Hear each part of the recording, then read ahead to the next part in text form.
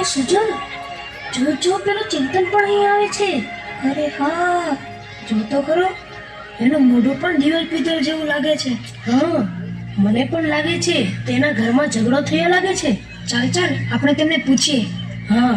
એ ચિંતન, ક્યાં જાય છે? અહીંયા. શું કામ છે યાર? અરે ચિંતન, તું અમારી જેમ રિસાઈને આવ્યો છે ને ઘરેથી? હા. કેમ? તને વળી શું થયું? બીજું શું થાય, ઘરમાં રહેવું ગમતું જ નથી ને. જ્યારે હોય ત્યારે પપ્પા વાતમાં ઉતારી પાડે છે અને મમ્મી તો આખો દિવસ એમ જ કહ્યા કરે છે કે ગરમ ચીપીઓ ચંપાવી દઈશ. એક વેલણ પડી જશે એવી ધમકીઓ જ આપ્યા કરે છે. જોયું સુજલ? જોયું ને? હું નહોતો કહેતો? બધા મમ્મી પપ્પા ભગવાને આવા જ બનાવ્યા છે. અરે ભાઈ ચિંતન, તારી જેમ મારા પપ્પા પણ બહુ જ ગરમ મગજના છે. આપણે મહેનત કરીને મરી જઈએ, નિશાળમાં પરીક્ષા દઈએ અને રિઝલ્ટ આવે ત્યારે ખુશીના મારી આપણે પપ્પાને બતાવવા જઈએ, પપ્પા મારો ત્રીજો નંબર આવ્યો. તો પપ્પા કે ડોબા, તારો પહેલો નંબર કેમ ન આવ્યો? ગાય ભેંસની જેમ ઘાસ ખાય છે, પણ તો કેમ નથી બરાબર? શું કહું, મને તો પપ્પા સાથે બોલવાનું જ નથી ગમતું. જ્યારે હોય ત્યારે બસ લડતા જ હોય. અરે પાર્થ, તારા તો પપ્પા એવા છે, પણ મારા તો મમ્મી પણ એવા છે. બસ આખો દિવસ કામમાં અને નવરી પડે એટલે બેનપણીઓને ફોન કરશે અને બહાર શોપિંગ કરવા જશે. પણ હું કહું કે મમ્મી મારે નકશાપોથી લાવવી છે, મને એમાં સમજ જ નથી પડતી. મારી સાથે ચાલો ને, તો તરત જ કહેશે કે ભણવા શા માટે જાઓ છો? ભણવાનું તારે છે કે મારે? બાબા, હું નથી આવતી તારી સાથે. લે આ 10 રૂપિયા લઈ આવ તારી સાથે. ને પછી આપણે કંઈક લાવવામાં ભૂલ થઈ ગઈ અને પછી ટીચરની ફરિયાદ આવી અને તરત જ આપણને પપ્પા પાસે ધરી દેશે કે લો, આ તમારો હીરો સ્કૂલમાં લોચા મારીને આવ્યો છે. અને પછી પપ્પા જાણ્યા સાંભળ્યા વગર બસ મને ડીબવાનું જ ચાલુ કરી દે. મને પણ એ જ સમજાતું નથી કે આમાં આપણો વાંક શું છે. આપણો શું વાંક? આપણો વાંક એટલો જ કે આપણે બાળક છીએ.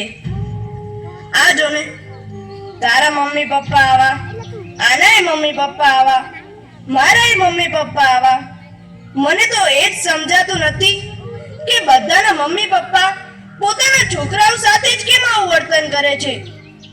વાર્તાઓમાં આવે છે એવું વાલ કેમ નથી કરતા? એ ચિંતન, એક વાત કહું, મેં એક વાર્તા સાંભળેલી. એક ધમાલિયો છોકરો હતો, પણ એના પપ્પા મમ્મી એને બહુ પ્રેમથી સમજાવતા હતા.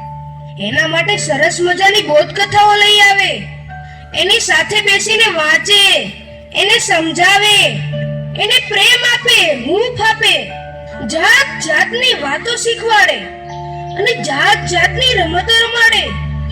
અને પરિણામે એ બાળક ધીરે ધીરે આગળ વધવા લાગ્યો અને પછી એ બહુ મોટો માણસ બની ગયો.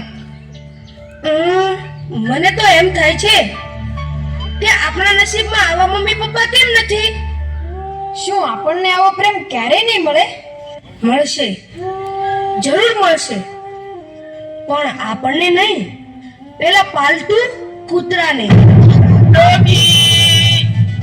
મારો પ્યારો ટોમી આવી ગયો. બહુ સ્વીટ છે, કેટલો ક્યુટ લાગે છે આજે મારો ટોમી. વાહ. મને જોઈને પૂંછડી પટપટાવ્યા કરે છે. Very good. ભૂલી જ ગયો, તને બ્રેકફાસ્ટ આપવાનું તો ભૂલી જ ગયો છું. લે બિસ્કિટ ખા. વાહ. કેવા પ્રેમથી બિસ્કિટ ખાય છે મારો ટોમી, મારો ડોગી. કેવો મસ્તીથી પૂંછડી પટપટાવે છે. વાહ વાહ વાહ વાહ મને એમ લાગે છે કે તને પૂંછડી પટપટાવતા જોઈને હું પણ પટપટાવું એટલે પૂંછડી નહીં, મારે ક્યાં પૂંછડી છે?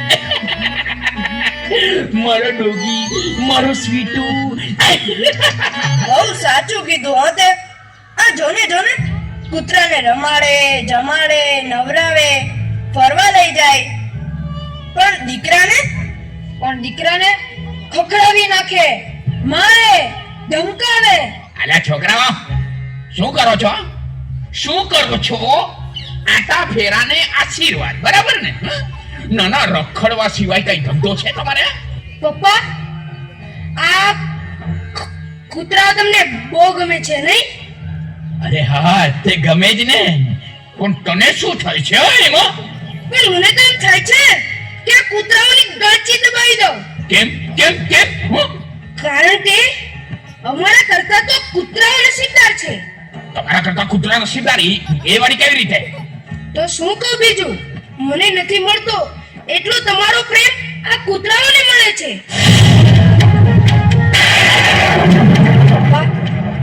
પપ્પા, અમે તમારા બાળકો આ કૂતરાથી પણ ગયા.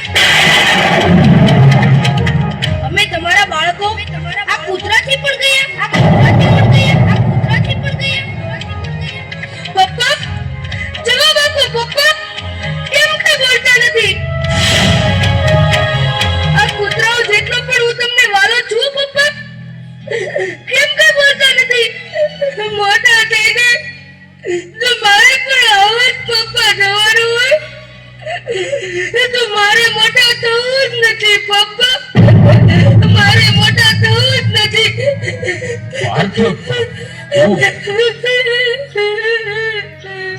કેમ સનતભાઈ, હૈયામાં વાવાઝોડું કેમ ફૂંકાવા લાગ્યું? તમે કોણ? હું છું તમારી આજને આવતીકાલ સાથે જોડતો સેતુ. મને જવાબ આપો સનતભાઈ, તમારું બાળક રખડપટ્ટીને રવાડે કેમ ચડી ગયું છે અને તમારા જ ઘરમાં રહેતા અબોલ પશુ પર ગુસ્સો કેમ ચડે છે? મને તો કાંઈ સમજાતું નથી. બાળકની સંવેદનશીલતાને જ્યાં ધક્કો પહોંચે છે ત્યાં તે જ ઘરમાં આવા જ પરિણામો જોવા મળે છે. શરદભાઈ, તમારા બાળક માટે તમે સમય નહીં કાઢો તો બીજું કોણ કાઢશે તે વિચાર કર્યો છે? બહુ વિચાર માંગી લે એવી વાત છે. હા તો વળી વિચારો.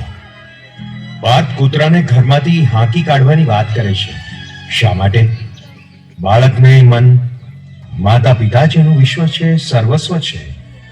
જ્યારે એનું પોતાનું સર્વસ્વ છીનવાઈ જતું લાગે ત્યારે એનું મન બગાવત પોકારે છે. આજે તમારા અને બાળક વચ્ચે જે નાની ગેપ પડી છે ને તે આગળ જતા ભારે ખમ ગેપ બની જશે. પછી એ માતા પિતાની એક કે વાત નહીં માને, નહીં સમજે. એવું ક્યારેય નહીં બની શકે. પણ આ જ એક વરવું સત્ય છે કે જો બાળક માતા પિતાને ધિક્કારતો થઈ જશે તો કુમાર્ગે કુસંગના છંદે ચડી જશે. કુટુંબથી છૂટો પડીને એકલવાયો થઈને દુનિયાની અંધારી ગર્તામાં ધકેલાઈ જશે અને અજાણતામાં માતા પિતા સ્વયં એ પાપના ભાગીદાર બની જશે. બસ બંધ કરો તમારી વાત. તો પછી પ્રતિજ્ઞા લો કે અમે બાળકને સમય આપીશું, પ્રોત્સાહન આપીશું, એની ઉપેક્ષા નહીં કરીએ, પણ એના અસ્તિત્વને પળે પળે વધાવીશું. એના માટે તો હું આજથી જ પ્રતિજ્ઞાબદ્ધ થાઉં છું. તો તમારું ભવિષ્ય ઉજ્જવળ જ બનશે. કારણ કે તમારી યાદ સુધારે આવતીકાલ.